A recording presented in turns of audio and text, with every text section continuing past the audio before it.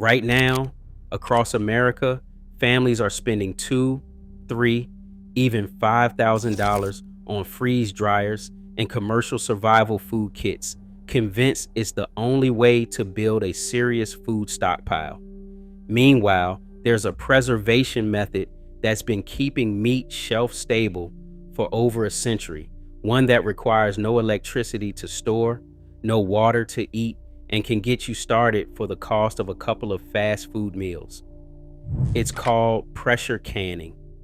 And the debate between this old school method and modern freeze drying technology is far more nuanced and far more important than most people realize. So let's break it all down. Home pressure canning works like this.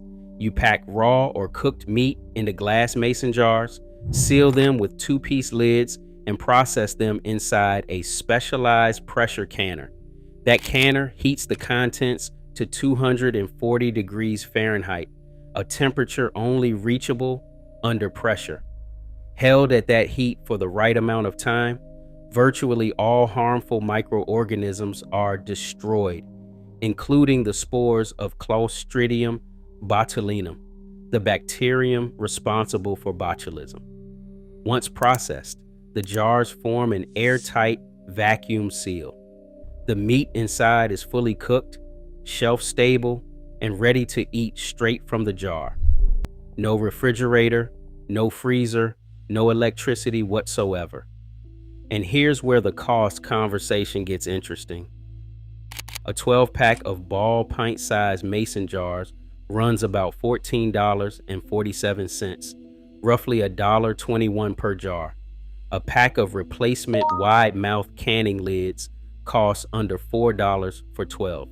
If you're buying chicken thighs on sale at 88 cents a pound, you can fill a jar with meat for somewhere between $1 and $3 total, including the jar, lid, and meat itself. That's where the $15 figure comes from. For about $15 in supplies, you can put up a small batch of shelf-stable protein that sits in your pantry without drawing a single watt of power. Now, you do need one piece of equipment, a pressure canner. And this is not a regular pressure cooker, and it's not a water bath canner. Those cannot reach the temperatures needed to safely process meat. The range of prices is wide though. A 22-quart Tefal pressure canner goes for about $70 on sale. The Unifil 24-quart model sits around $109. If you want the gold standard, an all-American 25-quart canner, you're looking at roughly $400. But here's the thing about that investment. A quality pressure canner lasts decades. The all-American models with their metal-to-metal seal design are practically indestructible. Your grandmother might have owned one. Your grandchildren might use the same one. Now let's look at the other side of this equation. A Harvest Right medium freeze dryer, probably the most popular home unit, retails for about $2,500, and that's the sale price. The stainless steel model with the premier industrial vacuum pump has been spotted at Costco for around $2,000 after promotions. Upgrading to the oil-free pump adds another $1,495. The large and extra large models run anywhere from $3,500 to $5,000. And the commercial units come in at nearly $14,000. But the sticker price is just the beginning. Every single batch you run in a freeze dryer costs $2 to $4 in electricity. Use it regularly, and you're looking at $30 to $50 a month in energy costs. The machine averages 2 to 3 kilowatt hours per pound of food processed, runs for 20 to 30 hours per batch, and some owners have reported reliability issues. One user on a prepper forum put it plainly, "I own one. It stopped working properly. Specifically, it never stops freeze drying even after the food is finished." Then there are the commercial freeze-dried food kits that so many people turn to. A 1-week emergency supply from 4 Patriots runs $71 for 42 servings. A 3-month kit is nearly $700. A full 1-year supply, $2,796 for one person. If you've got a family of 6, you're looking at nearly $11,000 just for a year of freeze-dried food. Individual freeze-dried meal pouches from brands like Mountain House or Peak Refuel typically cost between $7 and $15 per serving.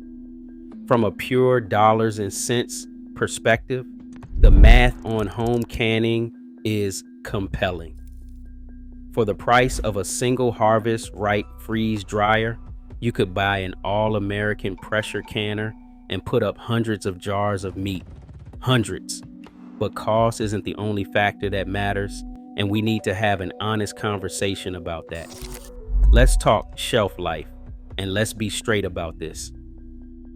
Commercial freeze-dried foods, when properly packaged in Mylar with oxygen absorbers or in sealed number 10 cans, genuinely can last up to 25 years. Companies like My Patriot Supply, Mountain House, and ReadyWise build their entire business model around that claim. And by and large, the science supports it. Freeze drying removes approximately 98% of the moisture from food. And without moisture, bacteria simply cannot grow. Combined with oxygen-free packaging, you get extraordinary longevity. Home canned meat is a different story. The USDA officially recommends consuming home canned goods within 1 year. The National Center for Home Food Preservation at the University of Georgia, directed by Elizabeth Andress, echoes that 1-year guideline. Most experienced canners and food preservation experts will tell you that properly processed home canned meat is realistically safe for 2 to 5 years, with some pushing that estimate to 5 to 10 years under ideal storage conditions, meaning a consistently cool, dark environment with no temperature fluctuations. And then there's the historical evidence that makes things really interesting. In 1974, scientists from the National Food Processors Association tested canned food recovered from the wreck of the Bertrand, a steamboat that sank in the Missouri River in 1865. Those cans had been sitting underwater and underground for 109 years. The appearance had deteriorated, the smell wasn't great, and the vitamin content had dropped.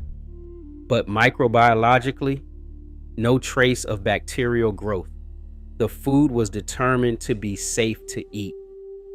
The Canned Food Alliance has cited similar cases involving 100-year-old cans recovered from sunken ships, and Ron Giles, the quality assurance director at Goya Foods, has stated plainly, canned foods do not expire on a certain date. So what's the truth? The truth sits somewhere in the middle. A properly processed jar of home canned meat with an intact seal stored in optimal conditions is likely safe far beyond the official 1-year recommendation. But, and this is critical, the quality degrades, colors darken, textures change, and starches settle and create cloudiness. The real danger in that degradation is this. As appearance changes over many years, it becomes harder and harder to visually detect actual spoilage. You lose your ability to tell the difference between old but safe and old and dangerous. That brings us to the single most important topic in this entire discussion: safety. Pressure canning meat, done correctly, is safe. Done incorrectly, it can kill you. That is not hyperbole. Clostridium botulinum thrives in exactly the conditions found inside a sealed jar of improperly processed meat. Low oxygen, low acid, moisture, and temperatures between 40 and 120 degrees Fahrenheit. The spores of this bacterium are heat resistant and survive boiling water at 212 degrees. That's why water bath canning is absolutely, categorically unsafe for meat.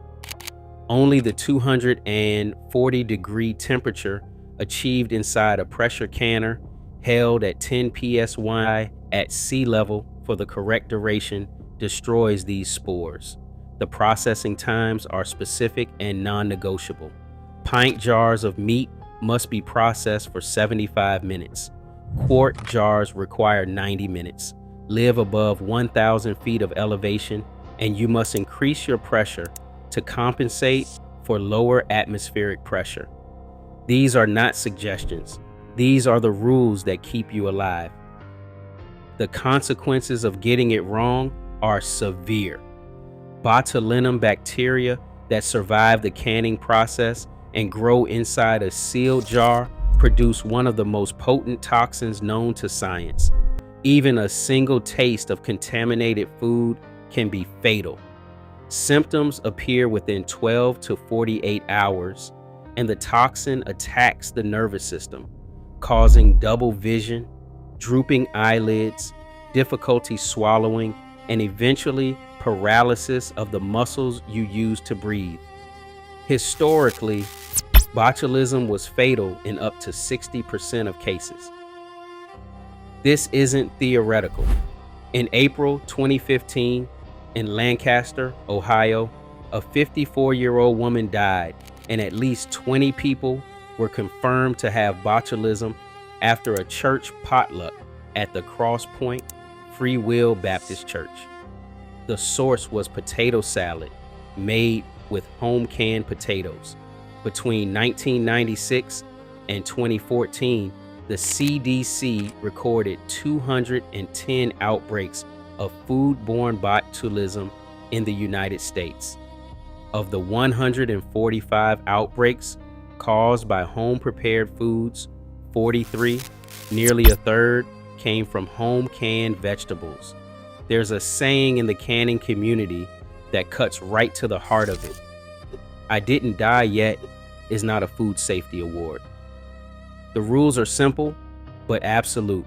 Use only USDA tested recipes and processing times. The Ball Blue Book and the National Center for Home Food Preservation are your authoritative sources. Don't modify recipes, don't substitute ingredients, and don't guess at processing times. Pressure can all low-acid foods, which includes all meat, poultry, and seafood, with no exceptions ever. After processing, remove the canning rings once the jars have cooled, because the vacuum seal alone holds the lid in place, and leaving rings on can cause them to rust shut, potentially masking a failed seal. Before consuming any jar of home canned meat, check for bulging lids, strange odors, unusual discoloration, or any sign the seal has been compromised. If anything looks off, don't taste it. Throw it out. Now, with safety properly addressed, let's talk about nutrition, because this is another area where the two methods diverge significantly. Freeze drying preserves up to 97% of the original nutrients in food. Because the process uses cold temperatures and vacuum pressure rather than heat, the vitamins, minerals, and proteins remain largely intact. It's remarkable technology. Pressure canning, by contrast, preserves roughly 60 to 80% of original nutrients. The heat processing takes a toll, particularly on heat-sensitive vitamins like vitamin C and the B vitamins. Mineral content holds up better, and protein remains largely intact. But there's no getting around the fact that you lose more nutritional value through canning than through freeze drying. If nutrition preservation is your primary concern, freeze drying wins, and it's not close. But practical advantages are where home canning claws back serious ground. Canned meat is ready to eat right out of the jar with no rehydration required. Freeze-dried food needs clean water to reconstitute, and in a genuine emergency where clean water might be scarce, that's a significant consideration. Canned meat also requires zero electricity to store. A shelf in your basement or pantry is all you need, while freeze drying is entirely dependent on the grid or a very robust off-grid power system during production. Home canning frees up freezer space too. Buy meat in bulk and run out of room in your freezer, and canning solves that problem permanently. Because the meat is pressure cooked inside the jars, it comes out incredibly tender. Think fall apart chicken or slow braised pot roast. For many cuts, it's actually an improvement in quality, not a compromise. There's also the sustainability angle. Mason jars are reusable for 50 years or more, with the only consumable being the flat lid, replaced with each use. The rings and jars just keep going. Compared to the packaging waste generated by commercial freeze-dried food kits, home canning carries a meaningfully smaller environmental footprint. So where does all of this leave us? If you're on a budget and you want shelf-stable meat that stores without electricity, home pressure canning is an extraordinary tool. For a startup investment of $70 to $400 for the canner, plus a few dollars per jar in ongoing supplies, you can build a substantial protein stockpile. It's accessible, it's proven, and people have been doing it successfully for well over a century. But be realistic about shelf life. Home canned meat is best consumed within 1 to 3 years. You can likely push that to 5 years under ideal conditions, and the food may remain safe well beyond that, but you're venturing into territory where official guidance no longer has your back. The 25-year shelf life belongs to commercial, freeze-dried products and properly packaged home freeze-dried foods, not to home canning. And respect the safety protocols completely. This is not a casual hobby where close enough is good enough. The bacterium you're guarding against produces a toxin that can kill from a single taste. Follow tested recipes, use proper equipment, process for the full required time, and check your seals. No shortcuts. If you have the budget for a freeze dryer and you're building a long-term emergency food supply measured in decades rather than years, freeze drying offers genuine advantages in shelf life, nutrient retention, and weight. You're paying for those advantages to the tune of thousands of dollars upfront and ongoing energy costs, but they're real. The smartest approach might actually be both. Can what you eat regularly and rotate through your home canned stock on a 1 to 2 year cycle, always replacing what you consume? If long-term deep storage is part of your plan, supplement with freeze-dried options, whether commercial or home produced, for the items you want to set aside for 25 years and forget about. The prepper community, the homesteading community, the self-sufficiency movement, they sometimes frame this as an either-or debate. It doesn't have to be. These methods complement each other, and the key is understanding what each one actually does well, what its real limitations are, and making your choices based on facts rather than marketing. Because at the end of the day, the best food preservation method is the one you'll actually use correctly and consistently.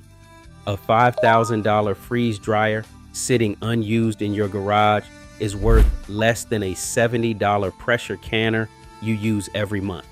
And a pantry full of improperly canned meat isn't food storage. It's a liability. Learn the method. Respect the science. Start where your budget allows and build from there.